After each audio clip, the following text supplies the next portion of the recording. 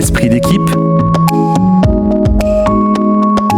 Mettez de l'harmonie au bureau avec Claire Gélineau.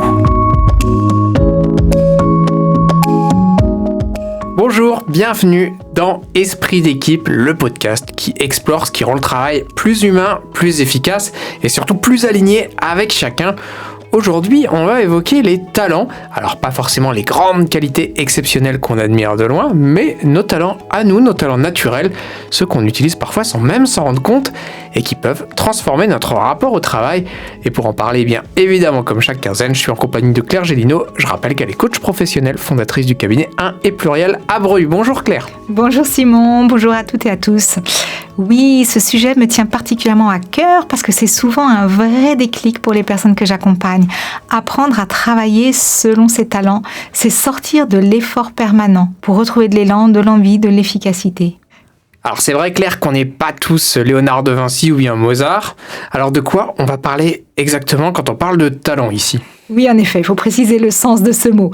Un talent, ce n'est pas un super pouvoir, c'est un comportement naturel, une manière spontanée de faire, de penser, d'agir qu'on développe sans s'en rendre compte et qui nous ressemble profondément.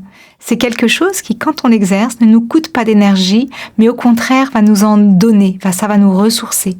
Par exemple, certaines personnes ont un vrai talent pour structurer, d'autres pour créer du lien, d'autres encore pour improviser ou aller à l'essentiel. Et souvent, comme c'est naturel, on pense que ce n'est pas si précieux que n'importe qui avec un peu de bonne volonté pourrait faire pareil. Et alors pourquoi c'est si important d'identifier ces talents dans le cadre professionnel ? Parce qu'on a tous des talents, mais on n'a pas tous les talents. Si on ne les identifie pas, on risque, sans s'en apercevoir, de travailler contre son fonctionnement naturel. Et là, on finit par se fatiguer, se démotiver, voire s'user. Un peu comme remonter, vous savez, le courant à l'inverse.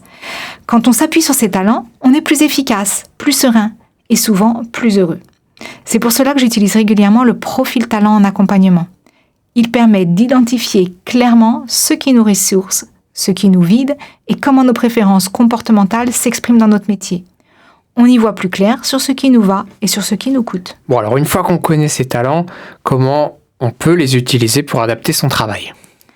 Alors d'abord, c'est une prise de conscience puissante. Rien que le fait de mettre des mots sur ces points d'appui va changer notre manière de travailler. Ensuite, on peut chercher à réorganiser ses tâches pour retrouver plus souvent ses talents dans l'action.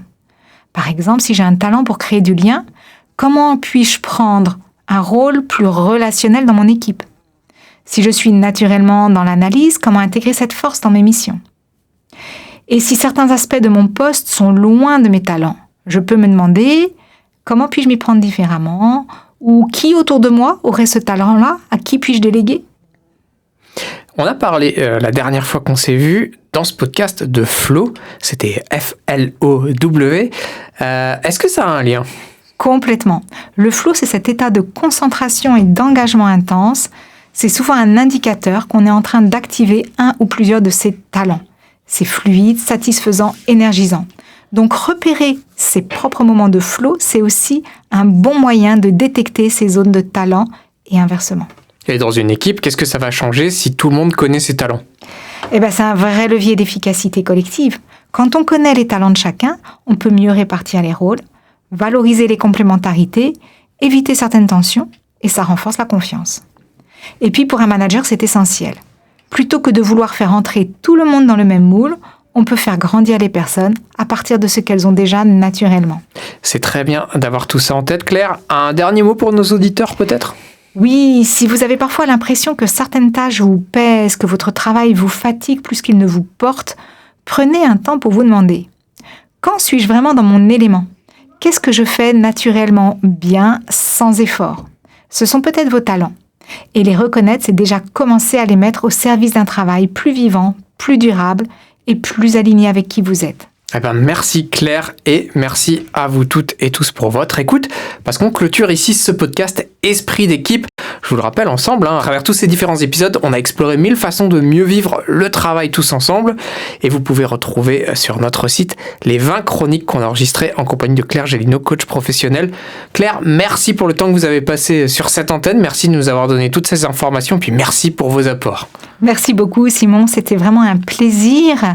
Merci aussi, chers auditeurs, pour votre écoute et j'espère que ces chroniques vous ont été utiles pour bien vivre votre travail en équipe.